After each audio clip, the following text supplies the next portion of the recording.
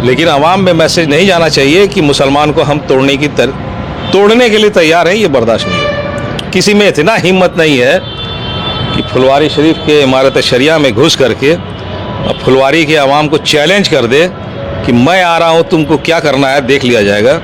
तो उस दिन फुलवारी की आवाम बता देगी। तो इसलिए आवाम जो है बिल्कुल इमारत शरिया की बॉडी के साथ खड़ी है। लगता है आप भाजपा और एसएस का काम कर रहे हैं। और कोई 4 आदमी बोल करके फतवा जारी नहीं कर सकता है कि कोई अमीर हो गए या नहीं हो गए। मुर्ग मुसल्लम और बिरयानी महल और ये वो 3,500, 4,000, 5,000 का बिल आपका पट रहा है। हमें लोगों ने बिल दिखाया कि इमारत के नाम पे। और मैं जब 2-4 साल से देख रहा हूँ, बात कर रहा हूँ, तो इनकी संजीदगी जितनी है, और भी अमीरों में तो था नहीं इतना। हमने खुद कहा है 2-4 बार कि भाई आप ये बाहर का खाना क्यों खाते हैं। लेकिन आवाम को जिस दिन ये मालूम चल जाएगा कि उन्होंने वो कहा कि पैसा का गबन हो गया, तो गबन तो फिर आपने किया। भारत शरिया कोई आतंकवादी का अड्डा तो है नहीं। इस वक्त हमारे साथ मौजूद हैं जनाब इश्तियाक अहमद रास्ती साहब, जो मकामी हैं, यानी इमारत शरिया के पड़ोस में रहते हैं, फुलवारी के इलाके के रिहायशी हैं और गोलबंद मोर्चा के संयोजक भी हैं। तो पॉलिटिक्स से भी जुड़े हुए हैं, लेकिन इमारत शरिया से गहरी अकीदत है और घरेलू वाबस्तगी है, ख़ानदानी वाबस्तगी है। मैं गुज़िश्ता 2 दिनों से तो इमारत शरिया में हुई, 2 या 3 दिनों से मैं देख रहा हूँ कि मुस्तकिल ये यहाँ आते जाते हैं। क्या मामला है, यानी क्यों आते हैं? सबसे पहले तो मैं ये जानना चाहूँगा कि ये जो अभी हम लोगों की जो मौजूदगी यहाँ है, वो बुनियादी तौर पर उसकी एक बड़ी वजह ये भी है कि ईद से 1 दिन कबल या 2 दिन कबल कुछ शिद्दत पसंद या कुछ गैर समाजी अनासिर, वो कुछ पॉलिटिकल पावर्स का इस्तेमाल करते हुए वो यहाँ घुसे थे। और उनका मकसद क्या था वो आप बताएंगे। पहले तो आप मकसद बता दीजिए कि आपने जो देखा उसका मकसद क्या आपको नज़र आ रहा था और कैसे आप लोगों ने उसका डिफेंस किया, चूँकि ये तो मुसद्दिक़ा खबर है कि फुलवारी के लोगों ने ही उन लोगों का मुकाबला और दिफा किया। अस्सलाम वालेकुम, आपके चैनल को बहुत बहुत शुक्रिया। देखिए, मैं बचपन से इमारत शरिया के पीछे, या हमारे बाप दादाओं ने इमारत शरिया को सींचा है, तो जाहिर सी बात है इमारत से एक लगाव है। रहा सवाल इमारत, मैं परसों से आ रहा हूँ, बीच में मैंने छोड़ दिया था इमारत शरिया आना। वजह भी है क्योंकि ठीक ठाक से मुझे नहीं लगता था कि चल रहा है इमारत। इस वजह से नाराज़गी थी या मन नहीं लगता था कि हम लोगों ने वो दौर देखा है हज़रत काजी मिनहाजुद्दीन काजी साहब मुजाहिदीन साहब का, फिर और भी निज़ामुद्दीन साहब थे और भी उलमाए इकराम थे, बहुत सारे लोग थे जिन लोगों का काम करने का तरीक़ा देखा है और सादगी देखी है। फिर आपके अनीसुर्रहमान कासमी साहब का भी देखा है हमने जब वो नाजिम थे, सभी का देखा है। फिर अनीसुर्रहमान कासमी के बाद जो निज़ामत में आए, उनकी शैली में बिल्कुल चेंजिंग आ गया। उठना बैठना, खाना पीना, मिलना जुलना जो भी है, लेकिन बाद में उनमें थोड़ा कुछ सुधार आ गया था, ये भी सही है। लेकिन दिल नहीं करता था कि यहाँ आया जाए।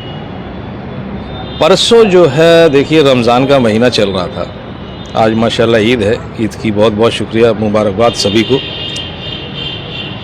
तो ज़ोहर के नमाज में जब हम लोग नमाज पढ़ के जैसे निकले, फ़ोन आया कि भाई इमारत शरिया को बिहार पुलिस ने घेर रखा है। तो घेर रखा है, क्यों घेर रखा है? कोई इमारत शरिया कोई आतंकवादी का अड्डा तो है नहीं, ये मुस्लिम इदारा है। और ये पहली बार देख रहा है कि घेर रखा है। कभी लड़ाई झगड़ा हो, वोटिंग हो, वो अलग सी चीज़ है। यहाँ ना वोटिंग हो रहा है ना कुछ हो रहा है। तो मैं घर नहीं जा कर के सीधा इमारत शरिया की तरफ आ गया। देखा भाई पुलिस की फोर्स है। पुलिस वालों से हमने पूछा क्या बात है, वो कुछ बताने को तैयार नहीं। उनके अफसर मना किया होगा या उन्हें नहीं मालूम होगा, बस ड्यूटी है सरकारी। 2:30 बजे तक देखा हमने थोड़ा हलचल,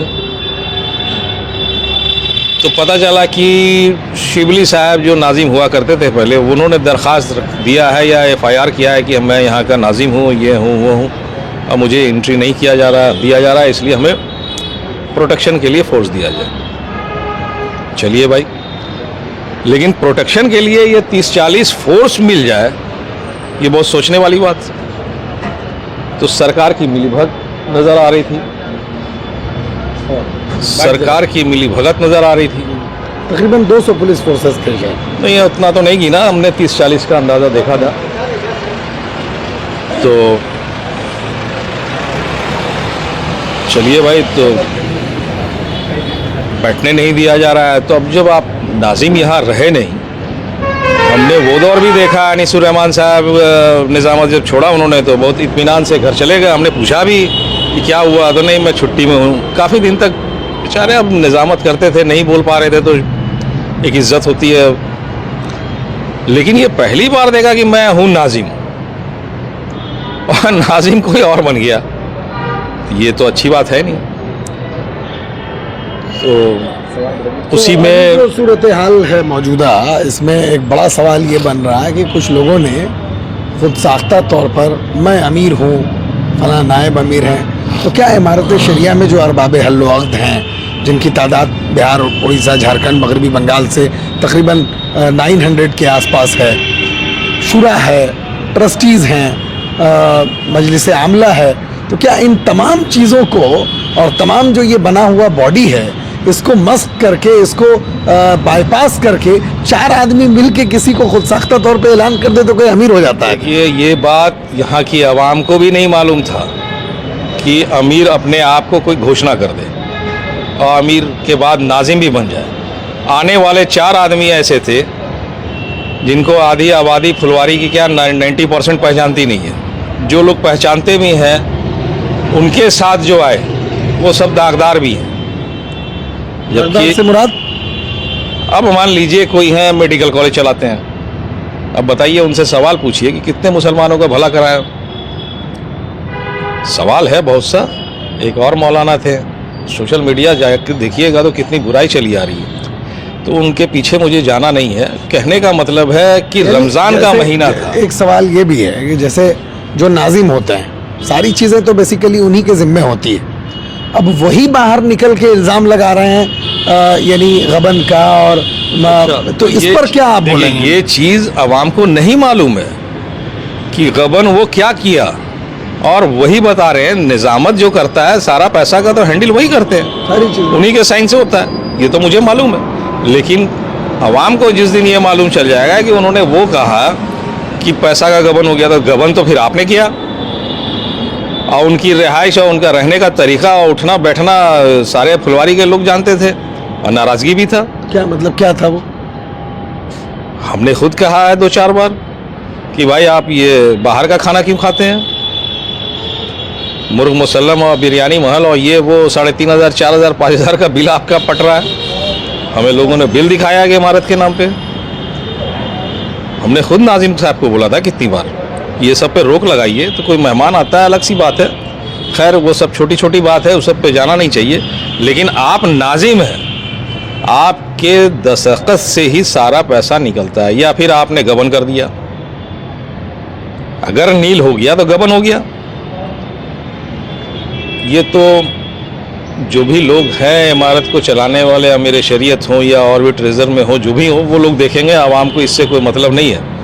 आवाम को मतलब है कि इमारत शरिया जैसे खड़ी है वैसा खड़ा रहे, और कोई 4 आदमी बोल करके फतवा जारी नहीं कर सकता है कि कोई अमीर हो गए या नहीं हो गए। जबकि सच्चाई ये है कि जब चुनाव हो रहा था अमीर शरीयत का, तो उस दरमियान मैं इनके विरोध में था।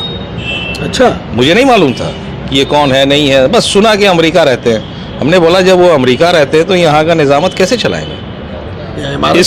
इस टॉपिक पे मैं इनके विरोध में था और कुछ नहीं। दूसरा था, थोड़ी बहुत गलती हुई है पहले, तो ये भी एक वजह था। लेकिन जिन लोगों ने बनाया इन्हें बढ़ चढ़ के, आज वही लोग आकर के बोल रहे हैं कि इनको नहीं हटाना है, ये विदेशी हैं, फलाना है, ठिकाना। अरे तो भैया उस टाइम जब आपने बनाया तो वो नहीं देखा था क्या आपने जब जोर दे करके इनको बनाया ज़बरदस्ती, और मैं जब 2-4 साल से देख रहा हूँ, बात कर रहा हूँ, तो इनकी संजीदगी जितनी है और भी अमीरों में तो था नहीं इतना। ये तो बेचारे बाहर भी बैठ करके सभी से राब्ता कायम करते हैं, मिलते हैं, सब चीज़ करते हैं। लगता ही नहीं कि ये अमीर है। हम लोग कितनी बार टोक दिया कि आप अमीर हैं हुजूर, आप बैठिए अंदर। तो सादगी है, इस्लाम जो कहता है उस हिसाब से ये चल रहे हैं। इन्होंने पैसा लिया नहीं, कभी कुछ किया नहीं। अब आप बोल रहे हैं हम फला हैं, ये हैं, तो उस टाइम बोलना चाहिए था आपको जब बना रहे थे आप।